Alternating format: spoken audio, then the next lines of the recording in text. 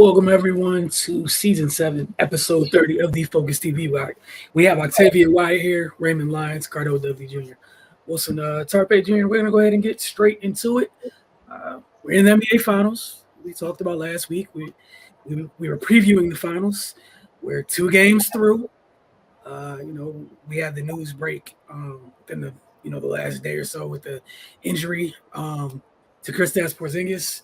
I think the in terms of like layman's term, the kindest way someone put it, in simplest terms, I understand, it's kind of like carpal tunnel for your wrist, except it's with your foot, with the tendons in your foot, which does not sound pleasant at all.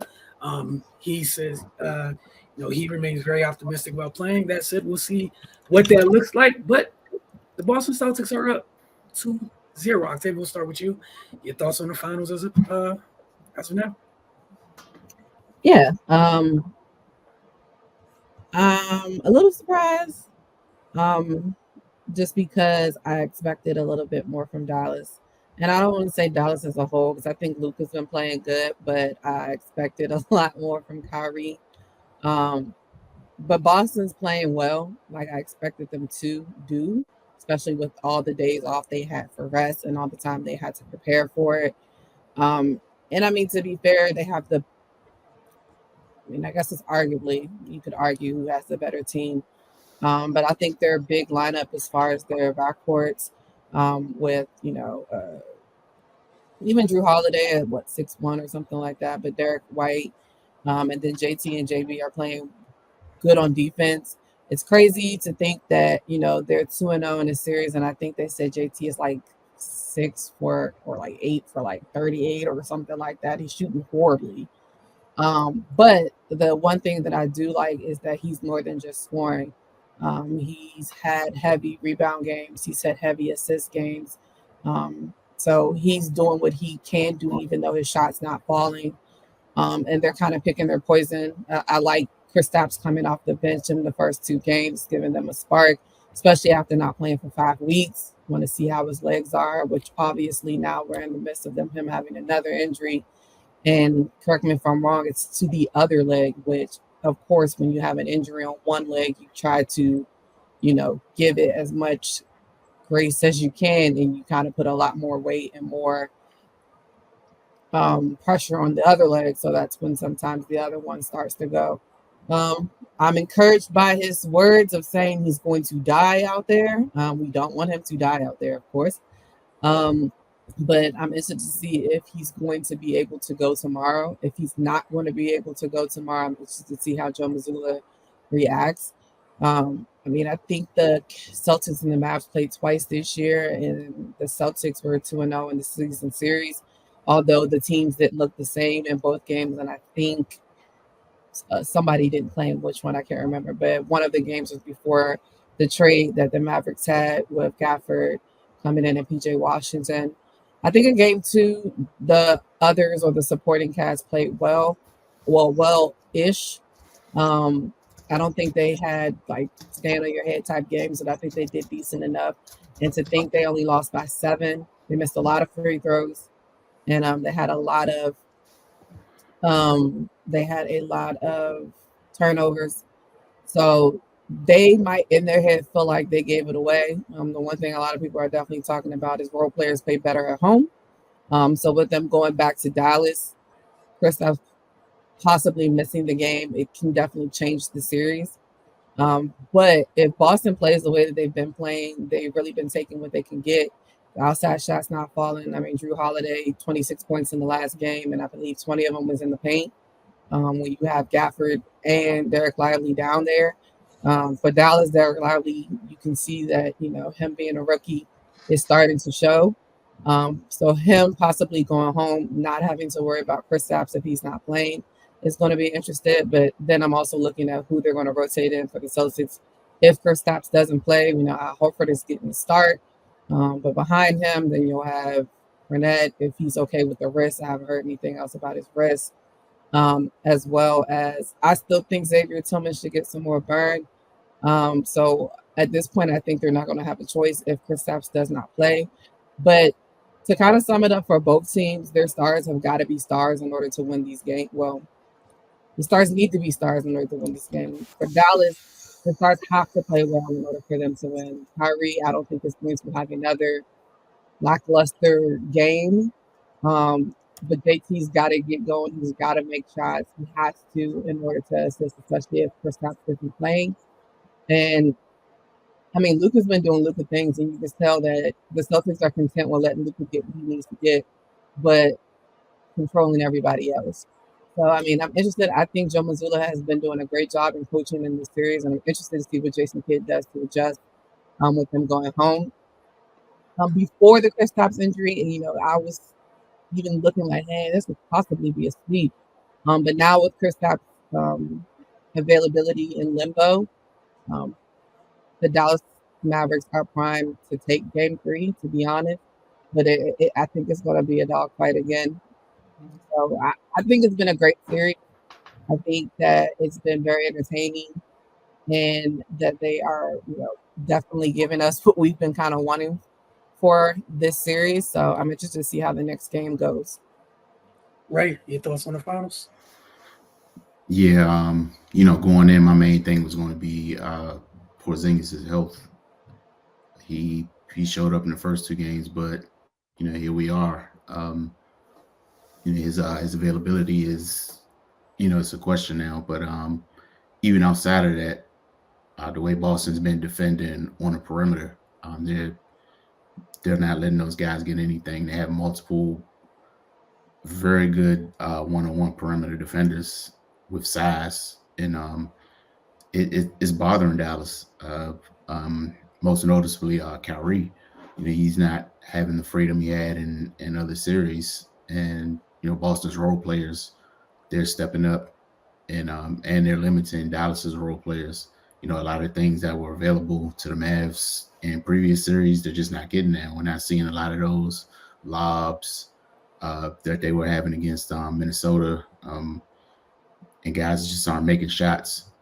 And a lot of that has to do with Boston's defense. They've held them under 100 the first two games. So yeah, if Boston's able to keep up that defensive intensity, of course, if Porzingis isn't there, that changes a lot of things at the rim for them. But yeah, I think with their ability to switch everything in the way they're hounding the ball, Dallas, they're going to have to. It's time for them to adjust. They just can't rely on what happened before. And then young guys and role players, they've got to show up. Maybe the home crowd will give them a little more juice. But yeah, on the Celtics side, a lot has been made of Jason Tatum shooting, but like Octavia pointed out, he's literally doing everything else at a high level, and that's why in the position they're in. He's taking on that facilitator role. Jaylen Brown's getting to it. Last game, the Drew Holiday game. In Dallas, they've got to do better defensively as well.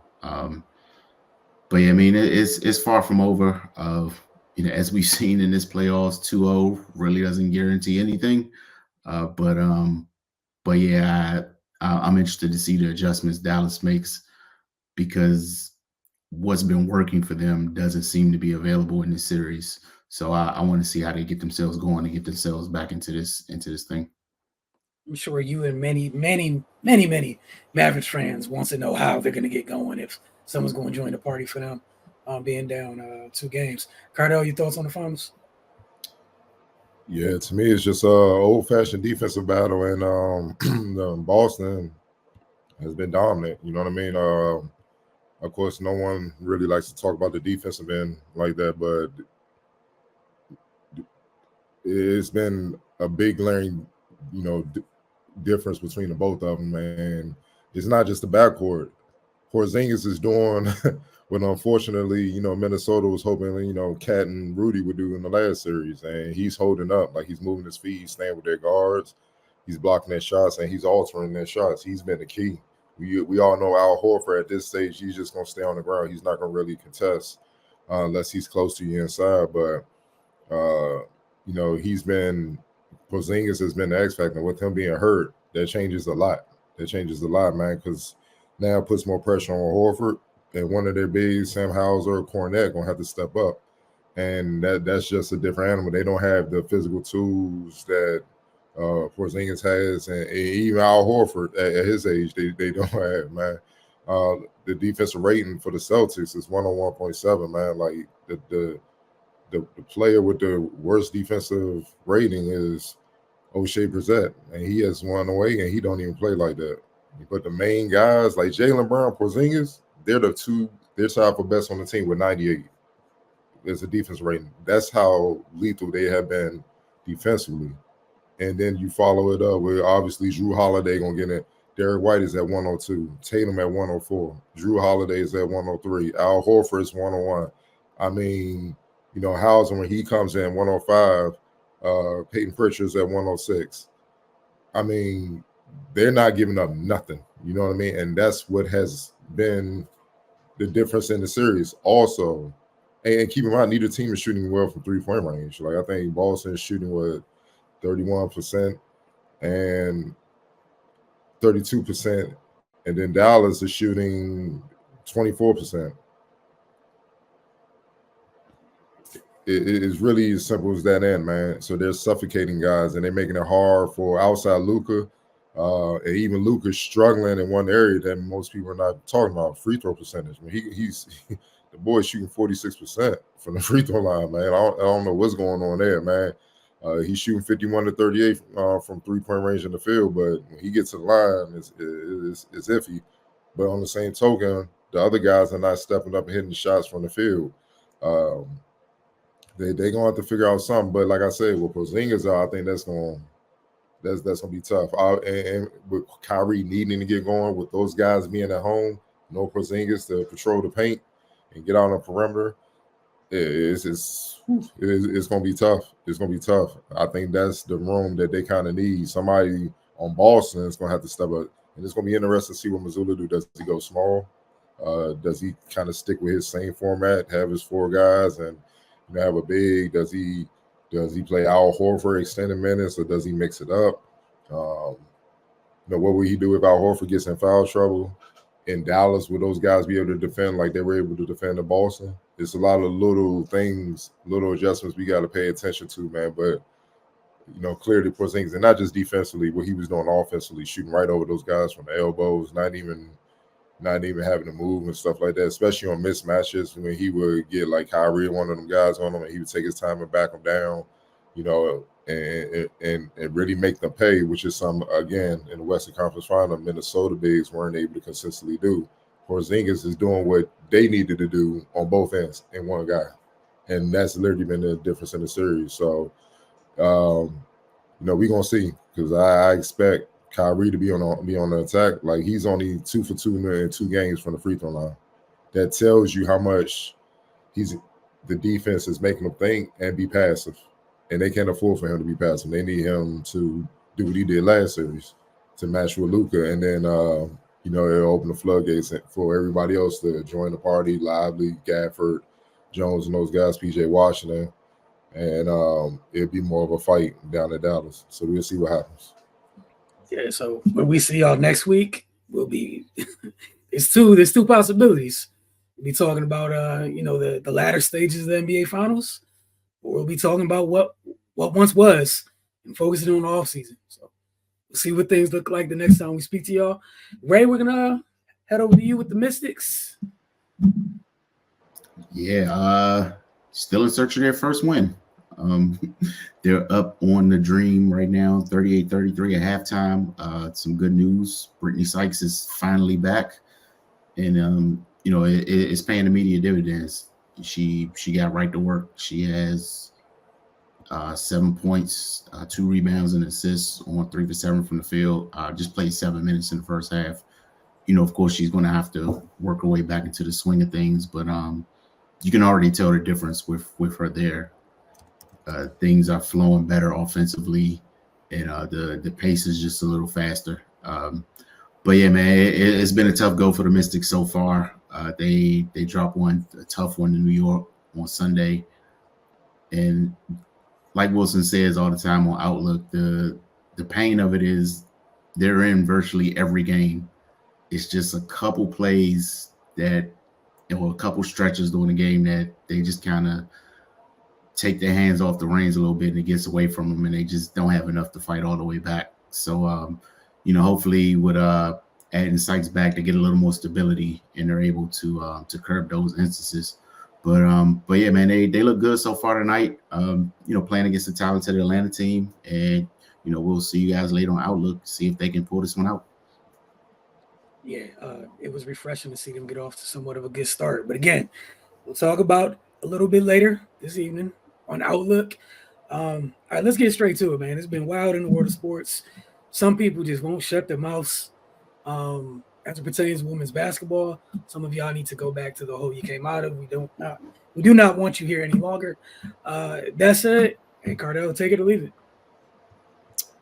Yeah, I'm gonna kind of shy away from that for right now, man. It's been enough. But yeah, we're gonna start on the NBA side of things. Some good news. Former Los Angeles Lakers head coach Darvin Ham has landed on his feet back in the NBA after he was dismissed by LA following that first round playoff exit to the Nuggets. He agreed to return to the Milwaukee Bucks as an assistant coach under Doc Rivers. Shout out to Doc Rivers. He always seems to come in the clutch and help a lot of brothers who get wrongfully terminated, but that's a whole nother conversation. Unlike the players. Ham 50 spent the last 2 seasons with the Lakers when he guided the 2 consecutive playoff appearances and the run to the Western Conference Finals in 22-2023. He finished with a 90-74 record. Prior, obviously, to the Lakers, he was an assistant coach with the Bucks. Head coach Mike Budenholzer staff from 18 and 21, the year Milwaukee won his first NBA championship since 1971. Now Ham joins a Rivers-led Buck team coming off a 49-win season, the second consecutive elimination in the first round of the playoffs. Take it or leave it, him not only just coming back to the Bucks, but not being unemployed for too long. We're going to start with you, Octavia. Oh, yeah, I'm gonna definitely take it.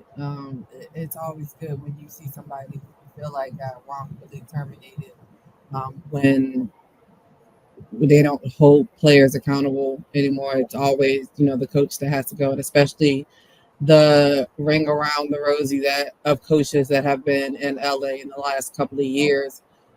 So I definitely would take the fact that he was able to land on his feet, and also, like you said, Doc Rivers helping a brother out, making sure, and then it's comfortable for him, I would assume, to get back to a place where he had success as an assistant. He's going to have the ear, and it is definitely going to help out for even with Doc. You would think Ham being there when Giannis and all of them won the chip, and they still kind of have their core together a little bit, minus Drew Holiday, but still having him and Chris Middleton. So they you would feel like they might have somebody back that, not saying that they don't trust Doc, but having somebody back that's been there with them that they can always kind of lean on. And we know possibly help get them to buy into what Doc was trying to instill in them as far as the defensive end of the court last year. And so I think it's definitely a good look for him. It's nice to see that he was able to get back. It's slightly sad just because, he had his opportunity to be a head coach, and I don't think he was done right. And it's kind of sad that he has to slide back into a previous position and then kind of bide and wait his time to see when he'll be able to get another potential head coaching job. But it also shows how unattractive the current opening position in LA is, because come on at this point. So I take it. I think it's a great thing for him, so, and especially to not be unemployed, and especially not to be unemployed for long in this economy. So yeah, I take it. Right. Yeah, I'm gonna take it, man. His last stop. I'm honestly glad he's away from there. You don't even have an opportunity to do your job. Let's just be frank about that. But not dwelling on that for too long. But definitely glad he's in a place, like Xavier pointed out. I think it was huge that he went back to Milwaukee. It's a place he has familiarity with. Had a lot of success there, and yeah, man, they inserted Doc mid-season, just kind of for no reason. It seemed to be no reason to make a coaching change. The whole thing was just kind of awkward. Now they have, a guy that they know, and that makes a difference in the locker room. And I'm sure it'll show itself on the court. But yeah, I'm sure he's happy to be back. They know him there, they love him, and yeah, this is. I'm pretty sure this is just a pit stop until something more attractive comes along, and he'll get another opportunity sometime soon. Or if things don't go right with Doc, they get him up out of there. That's his replacement possibly. But you know how I go. Go ahead, Wilson. Yeah, like the other two said, I will take it as well. It's good to see, black coaches do what white coaches do all the time. Is one of their folks gets let go wrongfully, you don't let them fall and sit idle long. Here, I have a spot for you immediately. We see it in the NFL all the time. Accidentally, abracadabra. Look, a spot on my coaching staff is open. I don't know what you're gonna do, but here you go. But now, shout out to Doc for this. And yeah, the LA job is hilarious. I'm sure we'll get to that. More of that just a little bit. But it's just that was nasty work. You said he went 90 and 74. Right. I'm not great at math, but that's deserving of getting fired. 90 and 74. When one of you, we know what's on their roster. We know who's at the head of that roster. We know it's a circus. We know what all that entails. They went 90 and 74. What are we mad at Darvin Ham for? And by we, I just mean the masses, because people always have something to say the entire time. Like, his hands are in his pockets, all this other stuff. Hey, bruv, y'all know who I'm talking about, is exactly who y'all said he was. He should have been able to keep his hands in the pockets all the time. Phil had his hands in his pockets. It was love. But, another story, another day, let that go. I'm happy that it was a soft landing spot. And again, for Milwaukee, like, this is kind of stepping in the right direction, but I still haven't fully forgiven you for Adrian Griffin being out of there, because why? And as Ray, as you said, like, yeah, I think it definitely helps because Doc is still kind of new. And Darvin is, outside of Dame, a familiar face to most of them folks that are still over there. So definitely take it. Be fired. Obviously, he was doing a good job. To me, what can any coach really do in 2 years? You still trying to build a rapport and build the right team. Obviously, his first year, we know who won the championship. So you're chasing that, and you were nowhere near close to that. So, I think it's good for him to go back where he spent so many years. He won, had some comfortability. I know it'd be good for his family, obviously, because his family pretty much grew up there over a span. He has a rapport with the players where he can kind of help relay certain things to Doc so he can coach them better. And, we'll see what happens. I'm with Wilson. It was wrong how they did Griffin as well. But that was the only mistake they made. You're seeing it in the finals. Certain point guard swap. No disrespect to the current point guard they have. Just because you can score out this world, it doesn't substitute all the other things that the other guard can do. Oh, yeah, he can score a little bit too, as you saw in game 2. So it ain't like he's just going to give you 0 or something like that. But those intangible things. And y'all pretty much let him go. And him and Derek White, it's no question. They're the best defensive backcourt in the league. It's not even close. And if you didn't believe it, you watch the first 2 games, you understand even more. So, I just think also, and this goes for across the league, I think a lot of higher ups need to let the basketball people do their jobs and back them up and stay out the way. And I think a lot of things and a lot of teams will be ran a lot more smoother. And stop listening to social media and Twitter. You're listening to, honestly, a lot of losers who haven't done shit. And that's going to get you in trouble. You can't always appease the fans. Sometimes you're like, look, this is what it's going to be. Deal with it until we find out how to get about this rut. It's just not realistic to think everybody supposed to win the championship every year. This is not, even in a video game, Muppets don't do that. So why would you expect that in real life? So, like I said, I'm happy for him. I hope someday that a lot of these players, these black players, take the same lead and back up these brothers as coaches, the way the coaching fraternity is doing.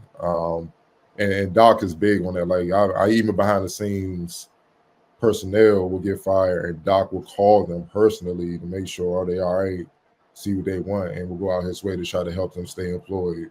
Like he's big on that. So he's super, super solid in that regard. Whereas a lot of other coaches you won't even hear from. You know what I'm saying? So hopefully one day the players take the lead, but I guess somebody got to take the L because they're not going to accept accountability for their poor play. So, you know how it goes. Moving on, we're going to go to the football side of things, NFL. Any NFL team hoping Steelers head coach Mike Tomlin will become available to coach their team next offseason? Out of luck. The Steelers announced Monday that they signed Tomlin to a 3-year contract extension, keeping him in the Steel City through the 27th season. Quote, Mike Tomlin's leadership and commitment to the Steelers have been pivotal to our success during his first 17 years as head coach. Steelers president Art Rooney II said in a statement on the team website, extending his contract for 3 more years reflects our confidence in his ability to guide the team back to winning playoff games and championships while continuing our tradition of success. Tomlin, 52, was hired by the Steelers in 2007 and has remained their head coach ever since. Bill Belichick and the New England Patriots parting ways in early 2024. Tomlin is now the NFL's longest tenured head coach. If he makes it to the end of his new contract extension, he'll have coached the Steelers for 21 years. Take it or leave it, Ray. Oh, take it. Absolutely.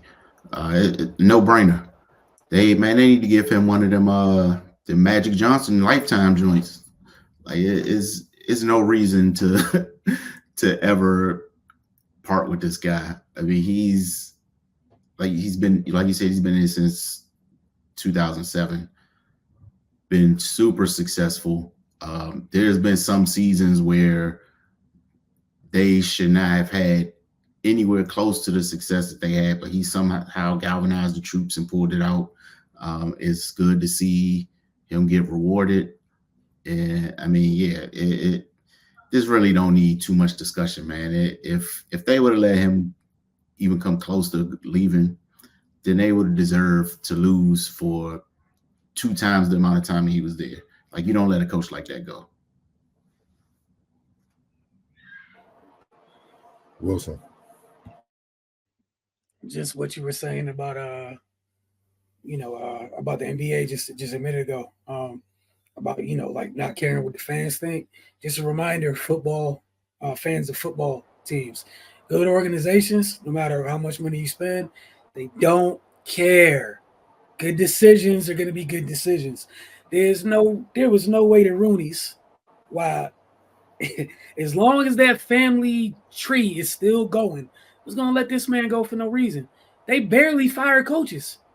Like, you got to earn it over there. One, they're successful. Like, they're almost like Marvel with casting. They barely miss, and then they hold on to the coaches like forever.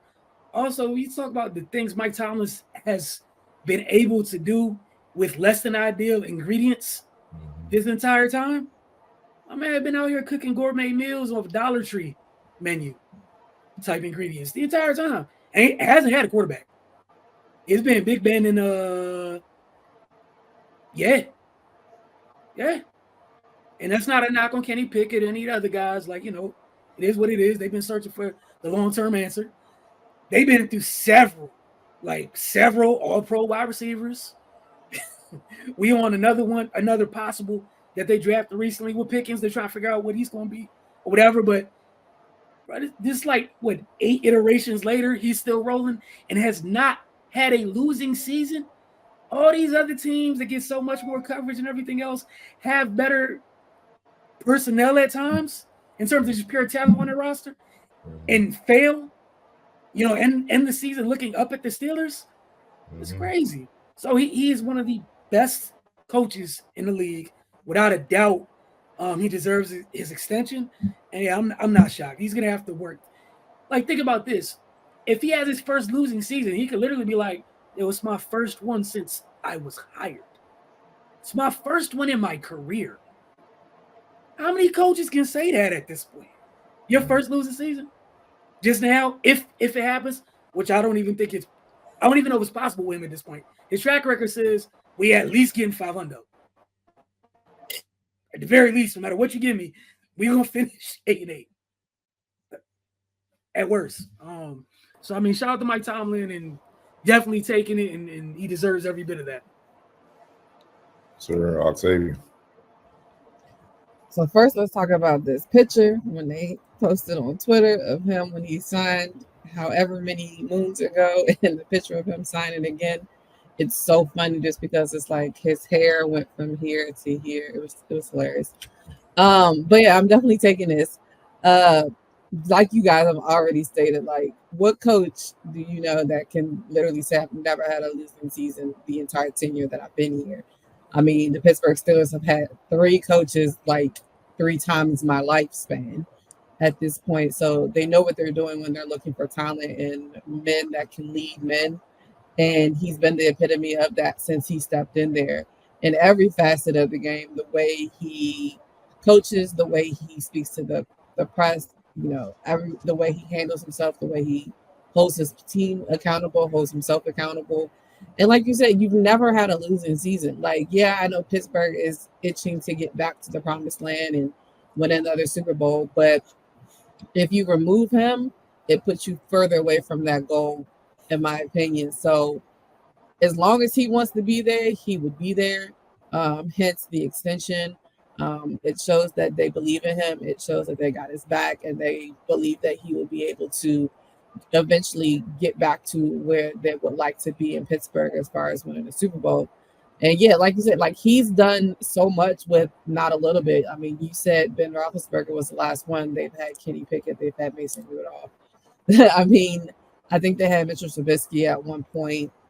He's been struggling at this point, and now he's going to have, decent to good or great quarterback play. When you think about, yes, we know what Russell Wilson has been in the last 2 years. Yes, we know what Justin Fields has been in the last 2 years. But again, with the pedigree that Mike Tomlin has, I'm interested to see how he's able to pull the best out of them, in my opinion. So I'm definitely taking it. He should never leave unless he's ready to walk away. I can't see him coaching any other franchise. I think they said if he didn't sign this extension, he'll be going into the last year of his contract, and he technically may have possibly flirted with free agency in the upcoming offseason. But I don't see why he would do that. If he wants to coach, I would assume he would want to be in Pittsburgh, and that's where he's going to be. Yeah, man. Obviously, I'm gonna take it. I just think the thing that makes him so successful as a head coach is integrity. Players respect him. You know what I mean? And he's a leader of men because he walks what he talks. He practices what he preaches. What he demands from the players, he himself brings. So he's not the problem. They are the problem. They don't bring it. You know what I mean? And not only that, he has pretty much the rest of the team that will back him up. So if you become, think about it. He's gotten rid of all pros because they became a headache. And look what has happened. You know what I'm saying? So that just tells you the stronghold that he has, and it's well deserved. He's earned that. It's not something you can get as a coach. It's something you have to earn as well. Just like the players have to earn minutes and playing time and roles and shots and all that. Coaches got to earn trust. They got to earn respect from the players as well to maximize whatever each player brings to the table. And that's why he hasn't had a losing season. Look, it's scary that he got one waiting. Like if Russell Wilson can be Russell Wilson, that changes a lot. That changes a lot. It can change real quick. Instead of 500, you be like, out of here, they backing it. God damn. It's as simple as that. You know what I'm saying? So we're gonna see what he does, man. You know what I mean? But I'm happy. Once again, another league where black coaches get the short end of the stick as well. I'm glad that the Steelers just move. They move how they move, man. They don't let nothing else across the NFL, the Times, social media, that don't move them at all. They stick with it, and that's why they've been one of the most successful not just franchises in the NFL, in all the sports. Period. Last one on Take It or Leave It. UConn men's basketball coach Dan Hurley announced on Monday that he would not be leaving for the NBA, specifically the LA Lakers, despite the reported 6-year, $70 million contract offer that came from the Lakers. Rather than make the jump to the NBA, Hurley has instead chosen to remain in Stores, Connecticut, and pursue a third consecutive national championship with the Huskies. Hurley issued a statement on Monday afternoon. I am humbled by this entire experience. At the end of the day, I'm extremely proud of the championship culture we have built in Connecticut. We met as a team before today's workout, and our focus right now is getting better this summer and connecting as a team as we continue to pursue championships. Wilson, Jamal, he didn't leave. He said, hell no, I ain't going out there to deal with that nonsense. Not when I got it. It don't get no better where it is where I'm at. So y'all can keep y'all bread. All money ain't good money. So, Wilson, what's your thoughts? I was laughing when Woj first brought it up. I laughed every day that it happened. I laughed yesterday up until 2:01 when the men's basketball account said practice is underway. And we was back to normal and all the LA folks could go back to not having a coach. That's y'all's problem. Deal with it. Also, if you're going to get him, you probably went about it the wrong way because that's not the Hurley you need to get him to move. You got to get Andrea on board. She said she not leaving the East Coast. So I don't know why y'all can't messing with that, man. Also, we can peel the layers back a little bit.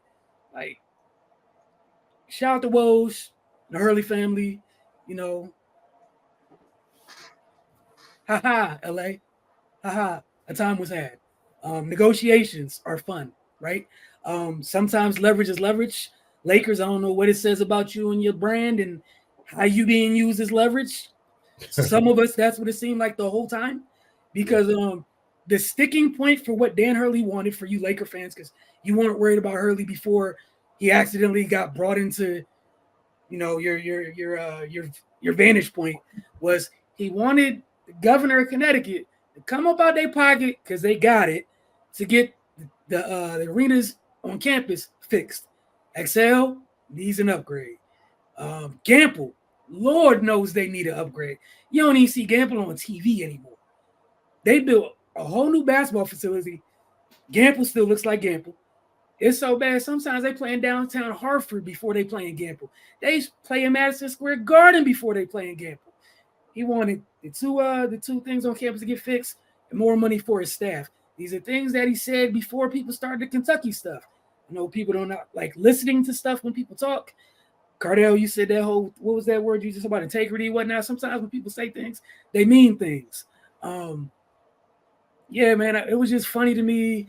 And it was funny just how Quick was like, oh, how do you get turned down? But I forgot what it was. It was like small potatoes, like Stores, Connecticut. I think that was Rob Parker talking about Rob Parker. like, what y'all talking about, man? Like Coach K turned y'all down, right? Like 20 years ago, right? He did it. And as of this year, got the same titles that Duke has. So he did the same thing Coach K did. What's the problem? And, looked out for his staff. All wins here. And, hopefully they go chase number 3. But if you treated people better, made some other decisions, maybe you still have a coach. Nobody told y'all to fire Darvin. Hopefully you get podcast boy like Ray was saying. We're going to see what happens. Either way, I'm intrigued. Now, all y'all, get out my yard. Leave my coach alone. If he gets to the NBA, that's on Andrea. I wish y'all the best. And I'm going to take a wild guess. If it's further than a train ride away from where she grew up or he grew up, he probably ain't going. Like, there was beef between going from Rhode Island to Connecticut. Like, I ain't moving again. But y'all got it. Sure, he's going to the West Coast. Go ahead, guys.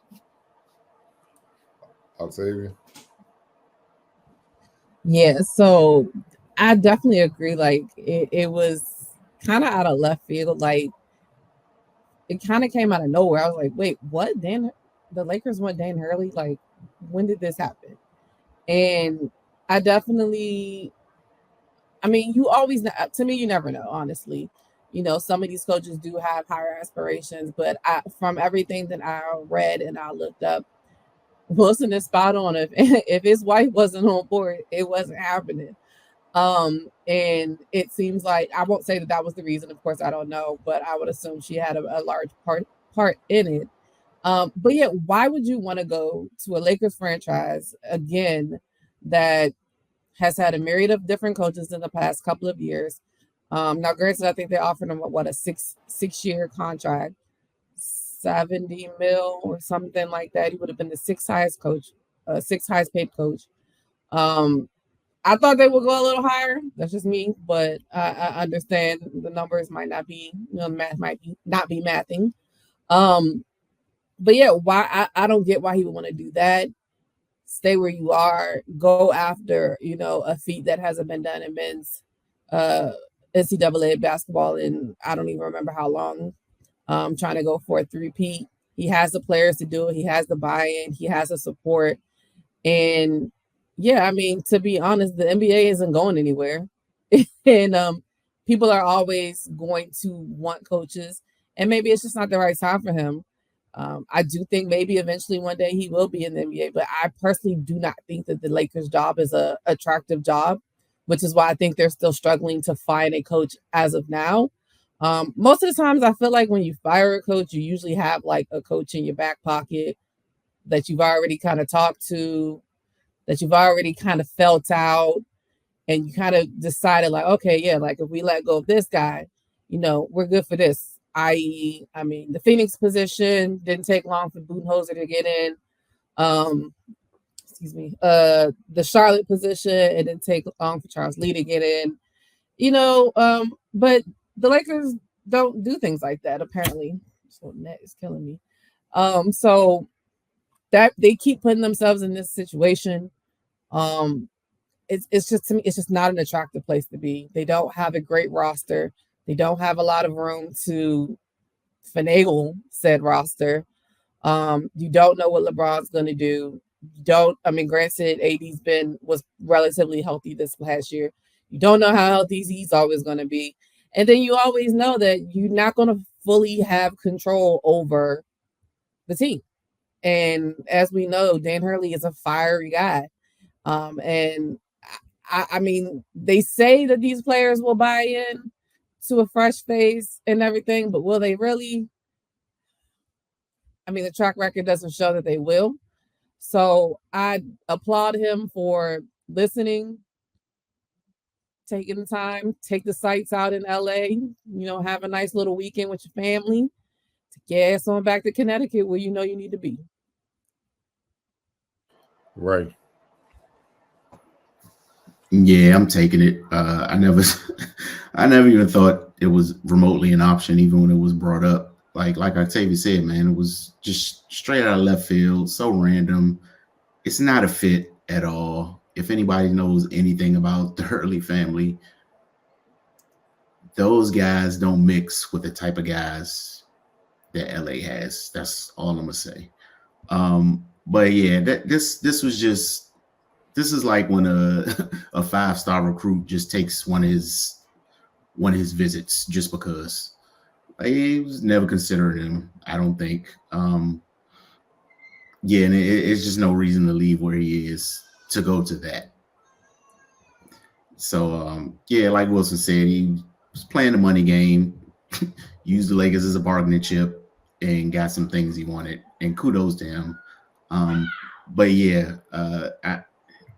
nobody's going into that mess. And yeah, I think the Lakers just need to reevaluate a lot of things based on how all this is unfolding. Yeah, I'm definitely taking it. It's like what Ray said.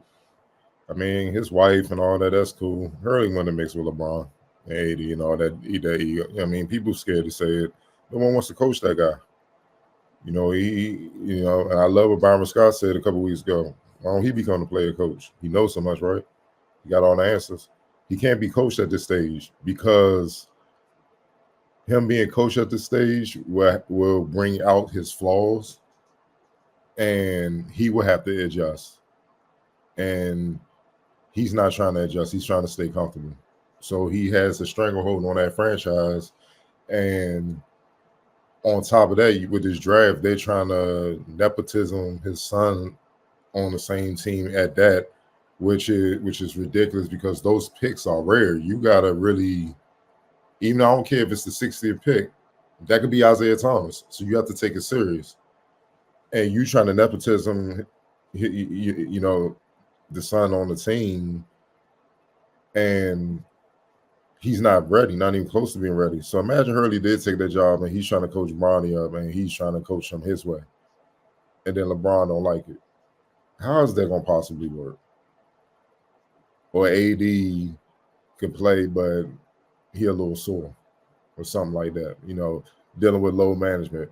That won't fly with the Hurleys, dog. So if anything, I just think Hurley know who he is and understand the NBA, and that's why I never took it serious. It's like, man, any Hurley, especially the Pops, are like, dog, dealing with this type of NBA, they go to jail. You would hear fights. Like it would literally go down. They may not win the fight, but they're gonna fight. You know what I'm saying? And I'm dead ass serious. Like his father would fight at his age now. You see what I'm saying? They're not going for that. So it would be chaos. And it just goes to show you how the Lakers are valued right now. You know, that story franchise, they're a joke. And no one wants to say it, but it is what it is. And I call this the player entitlement era because and look, man, I'm all for players getting the money, but I call it the player entitlement era for a reason. They have abused the power that they've been given. Like it's one thing to get the power, but you gotta be responsible how you use it. They have abused the hell out of it. Like you have key personnel on all these teams leaving the NBA and going back down to college because they're tired of dealing with it because they can't do their jobs. And if shit hit the fan, it's them. It's never the player. Because these owners only understand the bottom line, marketability, and money. So, no, man. And the thing is, my man done won 2 straight. Why am I leaving this to come? What? And on top of that, the West is loaded. We ain't got a chance. Dog. Memphis going to be back next year in the mix. The Thunder going to be better. Minnesota's more seasoned. Oh, you don't know what other team might rise up out the edge. And you're like, God, we got to deal with them too. Sacramento going to be on the mission because now Mike Brown got hit. Like, are you serious? So why would he want to do it? Why would he, like that just doesn't make logical sense. You know what I'm saying? So yeah, I'm gonna use you for leverage to get more money, like and do what I need to do. And that's what I really thought it was all about anyway. And it worked. And then he was back at practice like it was nothing. And now the Lakers look silly. JJ Redick feelings hurt because he's looking at LeBron like, yo, I thought I was your man. What's going on, man? It's like, hey, man, it's like you out with a girl, man, and then the dude checking out another girl right there in front of him. That's exactly what happened. So, man, this is on one hand, I'm laughing that it's happening because it's well deserved. Because that guy has shitted on a lot of people, and it's gonna come out when it's time. You're starting to see it changed, and you know Kendrick Perkins and all them going. You starting to hear it. It's starting to come out more and more. And boy, when it's a rap, when it's really a rap, and he ain't got that power, oh man, it's gonna be bad. So yeah, no one wants to deal with that. They know it's a bad job. They know it's career suicide. You're not gonna last because you have to do what this guy do. Then when you ain't coaching, you can't coach him. He didn't coach me. Then you got to send Bronny down to the G League because he ain't ready. Man, hell no. You know what I'm saying? What you doing? You do whatever you want to do with him. You do whatever LeBron asked you to do. Well, what has he gotten y'all? So, you know, it is funny on that one, man. But, yeah, smart move by him. And honestly, indirectly, no one has said this. Hell, it's helped him even with recruiting. Yo, the Lakers was looking at him. Damn, the NBA. So now players know for real. Yeah. I got that direct line. You do what you're supposed to. You're going to get there. So now the recruit's going to be hollering at him, man, rather than the other way around moving forward. So, yeah, he on top of the world, man. He just got to continue to do what he do.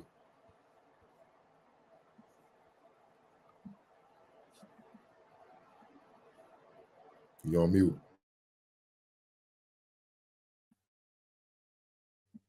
Yeah, I'm having fun with my mouse today. I think it's almost broken.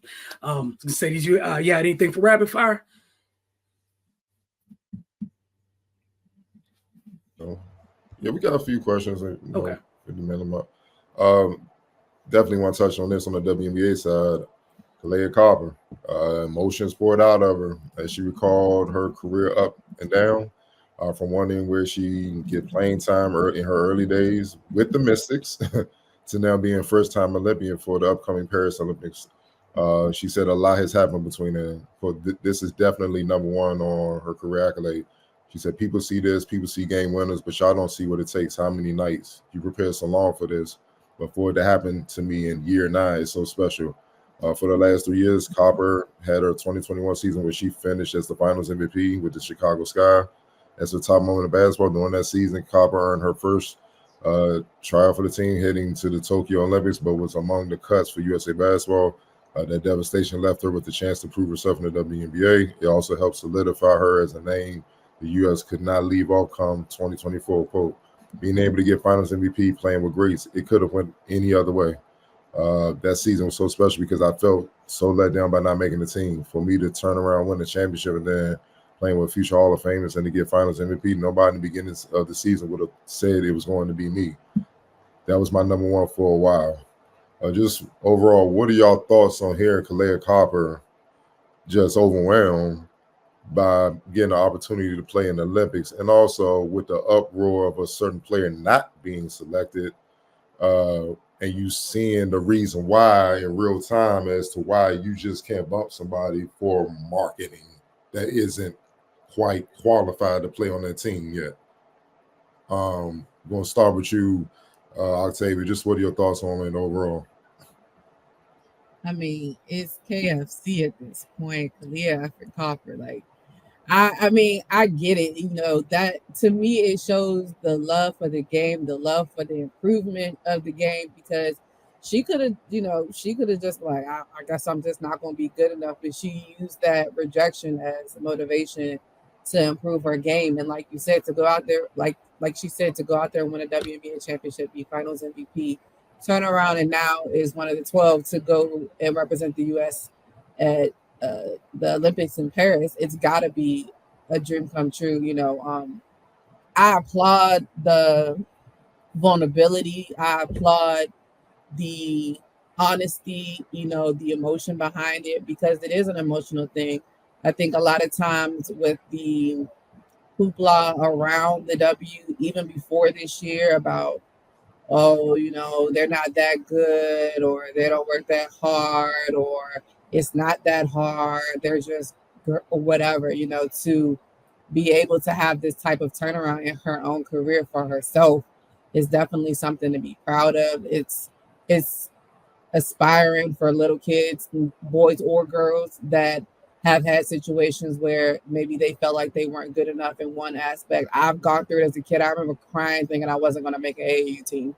Like those emotions are real when you really love the game. So I applaud her vulnerability and congratulate her, because she deserves it. And she's cooking this year.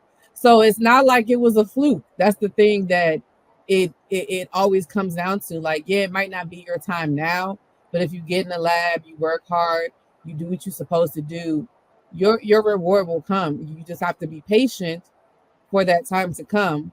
And I won't go off on a tangent on the other person. Right.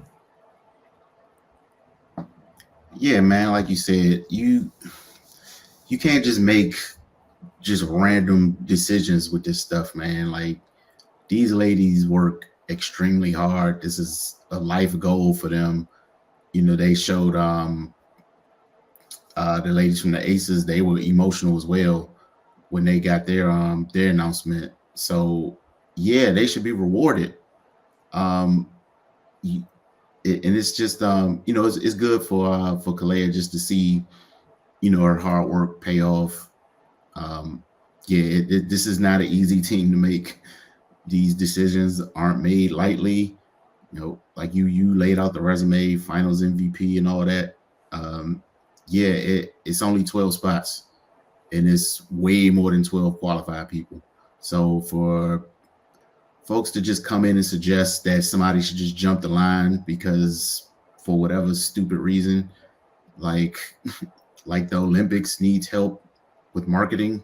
It's only the largest international sports competition in the world, so I think they're fine. But to even suggest that that decision should have been made. It's disrespectful to all the women that have put in that work, you know, who haven't had the opportunity to make the team. It's amazing because I don't ever remember hearing anybody say anything when Candace Parker was unjustly left out. And we want to talk about deserving, arguably the greatest women's player ever. So I don't want to hear anything about that other person not making this team. And that I don't want to go off on this, but I just got to say I'm thoroughly disappointed in the way a lot of people have been talking about this. Like, you guys, you're discrediting yourself in your entire career with the stuff that's coming out your mouth. Like, it's foolish. It's got to stop. I don't know what you feel like you're gaining from this, but I can tell you what you're losing, and that's credibility. Because the whole conversation around this is foolish. It should not have even been a thought for her to make this team. And that's no disrespect to Caitlin Clark. She's a rookie who's struggling in the WNBA. Why should she be considered to play amongst one of the 12 best? Like, that they need to wrap that shit up like immediately. Wilson. Yeah, shout out to Kalea Copper. She definitely deserves this. A long time coming from her. You think about her grind to this point. You guys already mentioned the finals MVP that she had. She started this year on a heater. And then, you know, little bit of a blip and then right back to it. Also, she's one of a couple players in this iteration of Team USA where I think they found that it was like it's her, Jackie Young, and I think like maybe Alyssa Thomas, where what those three bring in terms of their athleticism, their size, their versatility, that last group did not have. That last group was guards, bigs. And they had a couple of scares too. Yeah, and they had some close stuff because it was guards. Was that bigs. China? Was it China or Japan? Yeah, it was China and Japan. Man, them little time these girls. and they put them through it, but thank God, because you had your aliens, Asia and Stewie were able to play big in guard. They were able to play big in wing or play big wing to make things to make life go on. It was those two in BG figuring things out on the fly because you had a bunch of bigs and somebody had to go down the depth chart, slide down the lineup a little bit. So they made sure they weren't going to go through that this time. They was like, look, we getting some wings. They're going to be big. They finna be physical. We going to have some versatility. We got an Alyssa, a Kalea, a Jackie. We're going to have some fun. And Kalea she beyond deserves it. So I'm very, very happy for her. One of the best players in the W that people just, I think, especially new fans, have no idea who the hell she is. Especially how they've come in with their blinders on. You're missing something. For all the fans that come in like, oh, where's the athleticism? Sorry, it's right here. It's one of them. It's right here. Like all of it, right? It's there. Whatever you're looking for, she got it. So very happy for her. And that's for that other conversation, man. Like Ray said, y'all telling on yourself because in the past we've heard that whole people got to earn it when we talking about different people, and we keep hearing marketability brought up and talked about. And I think they're telling on themselves because the people that are bringing it up, the only ones that's benefiting is from you. Caitlin's not benefiting from it. Like, Caitlin's going to be Caitlin regardless of what happens, whether y'all on her side, not on her side. She's struggling. She was going to struggle as a rookie this year, no matter if y'all were all the way behind her or if you weren't. So all this back and forth wasn't even necessary. It wasn't going to change what we all thought was going to happen, which was, bruh, when you face elite athleticism in college, you struggle. This is the elite of the elite. All right? Like, it's going to be hell. And for the most part, you're living behind a three-point line because that's the only thing you can get off, because when people get on you, it's done. All right? Look, it's a wrap. And all the Fever fans, with all the crap you're giving Aaliyah Boston, you need to thank God that she has them shoulders, because that's the only reason that little girl getting free off some of them screens. That's it. Because otherwise, it'd be what Dejanay Carrington has done every time. It's been on site both times. Both times. Connecticut just be like, Dejanay, go get her. They don't switch nothing. Here, that's you. play the Liberty. Benija, that's you. Yeah, like that. But other players have gone through it. Cardell, you talk all the time. Sabrina been through this, but she wasn't as limited. Another discussion, another day. Bro, y'all want people to earn it. It's the 12 best people. And I know y'all keep coming for DT. Unfortunately for y'all, it looks like she made sure this year wasn't the year to come at her. The Olympics were last year. Y'all might have had some points. I don't know what she did this offseason. She's doing more than enough to be like, I'm shooting better than y'all little friend. I'm doing okay. I'm doing the pushing. And it's going to be what it's going to be. Also, if you're struggling with physicality in a W, bruh, Olympic, the physicality in the Olympics is crazy. It is crazy. We talking about Kalea. Why you think they just went to go get Kalea, Jackie, and Alyssa? Bro, they not going through what they went through last time. They're not doing that. And y'all talking about Caitlin? Come on, man. I'll shut up. I think one of the popular talking points like, well, if Chelsea can't go, but there's still a list before we get to her. Like, there's a list. Probably start with Enrique before we get there. Like, y'all gotta let it go. Just let it go. It's okay. She's a rookie. Let her go through it. She's not the first and last rookie who's going to go to the W and hit the freaking wall. Now we'll see how she responds, next year or even the second half of the season. Or, well, post-Olympic break, because that's going to be left for her and every other member of the rookie class because all of them need it. But y'all just got to relax, man. Let them earn it. It's still sports where y'all love throwing meritocracy around when we talk about the NFL. And as it pertains to quarterbacks, all of a sudden y'all can find meritocracy. Y'all know that word. What are we doing here? Just let it go. She's going to be okay. Yeah, the thing with me, just a couple points and we can get up out of here. One thing about me is, to me, the best marketability is results. Consistent results. It's easy to trust. The consumer sees it. They trust it. They get behind it. It's not rocket science. McDonald's quality of food is not high, but they get results. You're going to get the same Big Mac and fries. So it serves literally billions, and whoever owns McDonald's, they're making billions off of it, and it hasn't changed. Even though the food isn't as high quality, you do certain things because you trust what you're dealing with, the clothes, the shoes. It's tied to everything. High quality results. She's not giving you high quality results. She's just not. Her team isn't giving high quality results. So why in the hell would you even consider her to be on this team? This team is for champions, all WNBA players. Matter of fact, there are all WNBA players who won't play on this team. You see what I'm saying? Like, you said Asia, you said Stewie. Did Griner make it? So Yeah. she made it, right? Yeah, she did. Okay, so with all the, and that's off her body of work, and she missed a year because of the Russia thing. You see what I'm saying? But they understand what they're dealing with, and the world has gotten bigger. You understand that they scout the world. There's a lot of 6'4", 6'5" women over there that even we don't even know about. We're going to find out quick, though. We just brought up the last Olympics. They had trouble guarding Japanese, like, the guards. We like, who? And then one of them ended up on the Mystics. The main one that was giving them problems. And I'm pretty sure they're going to see her again in a few months, in a few weeks or whatever. So I don't understand why y'all would think she's supposed to jump the line. For marketability, I'm seeing so many idiots talk about that. Fine, marketability. Eventually, you got to get some results. So she gets over there. Let's say she did make the scene. She's playing 5 minutes. What good is that? Y'all going to complain about her only playing 5 minutes. Now they hating on her. It's just going to create a big-ass story that they don't need. Now we're talking about that, and all y'all going to do is piss these elite girls off. My bad, elite women off. And then they really gonna bring it to it. Because see those women up there, the dinosaur, Carbon, all them, they don't have no cut card. They gonna bring it to them.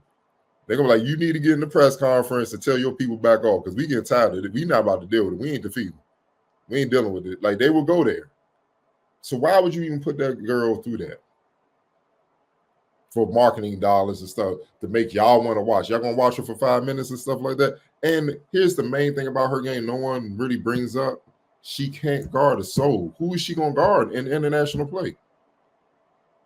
They're going to pick and roll, get the big to switch on her ass and post her up and go to work. She's going to be unplayable. She's food. But see, she's the great white hope. No people that ran up on the Capitol, that's their great white hope right now, because that's all that was there on last Friday at the game. That's all that was there. That's who sold out Capitol One, but they sold it out. Congrats. Yes, it means money, but all money ain't good money, dog. And then if you did do that, think about the can of worms you opening up moving forward. So now everybody know, like, you did it for her. Now, hey, you can do it for me. Even if I don't deserve it, I got a big name. Let me get in the Olympics and stuff. Now it becomes a joke. Playing for your country is honestly, it's probably bigger than winning a world championship in your league. That means you're truly elite of the elite, because everybody don't get that opportunity. Think about it. Even on the men's side, this will be Steph Curry's first Olympics. And he's the best point guard of this era. So look, and then the other side of it, seeing Copper, who's getting her first chance, crying and stuff like that. And she's a super dog. We remember her from the Mystics days. She got drafted by the Mystics. Then Ariel came, and Ariel was ahead when she was struggling, trying to figure a way. And Ariel made her expendable. Now they traded her. She was part of the trade. They got Deladon, so it worked out. They got the championship. But then she turned around and won the championship. So it was like both sides won. You can't knock it. But at the end of the day, you can. I understand her journey. I remember how she was struggling early in her career, athletic as hell, but just the game didn't come to her as naturally as it did Ariel at first. But she was always a tough, defensive-minded, super athlete and guard 1 through 4 and all that. She had that from day one. You see what I'm saying? So now she's getting this opportunity and it's breaking her down like, damn, I'm about to represent my country. So you're supposed to bump her for this other girl because of marketing? And you got dudes on TV really arguing that point home. It just blows my mind with this, man. But I'm happy for it, well-deserved, happy for all the ladies. Go make history. Continue to make history. Like, just because they've been dominant don't mean they need to stop being dominant. Like, I mean, we've learned that lesson on the men's side quite a few times. Now, keep winning. we don't want that drama. But nah, man, I'm happy for it, but they really need to stop, man. Sports is about who's best and who earns it. And I wish we would get back to that in overall society fairly quickly, because this nepotism era and just giving people stuff that they don't deserve is making me sick, honestly. That's a great way to close. And shout out to every member of the team that's going to represent the women's in this summer's Olympics. Looking forward to seeing them play. As always, like you said, the standard's the standard. That's the other thing. The standard's the standard. Yeah. The standard's the standard, right? And they meet the standard. And I see other people, bringing up the Leitner thing. Stop. It has nothing to do with this. Also, they had to have a college person at the time on the men's side to qualify to allow the pro players to play. So y'all keep doing stuff. We're in the information age. Can you please Google first before we jump out the window? I've seen Isaiah Thomas brought up. I've seen so many crazy things brought up, man. Please stop. You said Leitner? Yeah. Even with that, 2-time NCAA champion, player of the year. I think his resume was a little bit better than hers, dog. Mm-hmm. You know what I'm saying? Like, it, and the rules were different, man. Isaiah Thomas, no one liked that dude.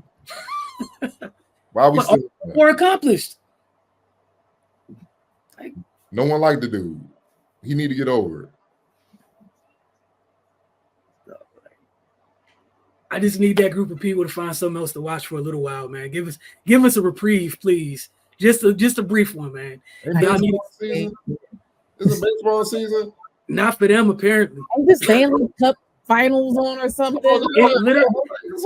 This is some other colonizer athlete killing the baseball. I'm like, dog, we don't even want the viewership no more. We good. Bro. I told y'all this was going to happen, man. Like, honestly, like, I literally do find myself I'm mad that I'm doing it, but I literally find myself watching the W less and less just because I'm so tired of hearing about all this extra. I'm just like, maybe I should just put it on mute and watch. Yep, that's how I watch it. Yeah, we just put it on mute. But I put up Gino's post on my IG. The Mystic game is on mute, so I think I'm good. I put Gino's post about the Caitlin Clark thing on the Dan Patrick show up on my IG page like Thursday. These fools are still arguing about it right now. They've been arguing about it. Every time I get on IG, it's just in my comments. Random colonizers just still arguing. He's a douchebag. He needs to get fired. I'm like, Lord, y'all ain't done yet, dog. They got time, man. I'm trying to tell you, they got time. They got time. They're not gonna stop till NFL season starts. Not college, but NFL. Be very specific. Not until opening kickoff. You got till September before that one post. They stop commenting. But we appreciate y'all for tuning in. We will see y'all next week. Looking forward to the topics that we have to discuss. And those of you for Mystics Outlook, so right now it looks like for the first time we might be talking about something a little positive, man. So we'll see what it looks like. God willing, in 3 minutes or whatnot. But we'll see y'all soon.